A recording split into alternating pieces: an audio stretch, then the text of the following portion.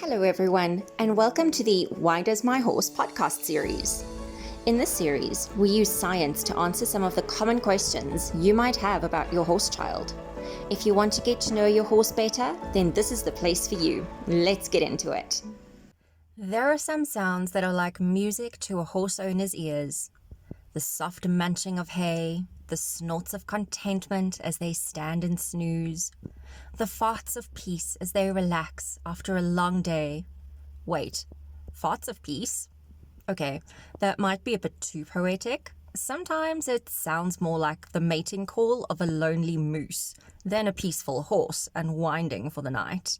Farting in horses is very normal and is a very good thing because it means those meters and meters of intestine are healthy and doing their job.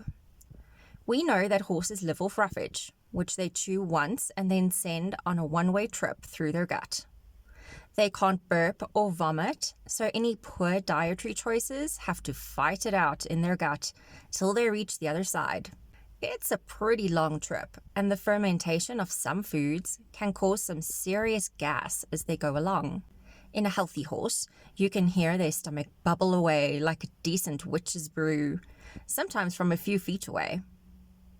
Foods that are high in sugar or starch can cause some serious gas, and your horse might sound like an impressive one-man trumpet show while his body works away. However, as long as your horse continues to do normal horse things and doesn't show any signs of pain, he's probably perfectly happy and blissfully ignorant of his freak show potential. Every now and then, our horses eat something they shouldn't, and the cauldron goes eerily quiet as your horse builds up an atomic level of gas in his intestines. At this point, he's going to look concerned and show obvious signs of pain, probably pacing, rolling, and biting or kicking at his stomach. We hate to admit it, but we've all had those stomach cramps that come from gas buildup, those onion rings, when all it takes is one embarrassingly enormous fart, and all is right with the world again. Your horse is in this boat, and suddenly we find ourselves missing those moose mating calls from his rear end.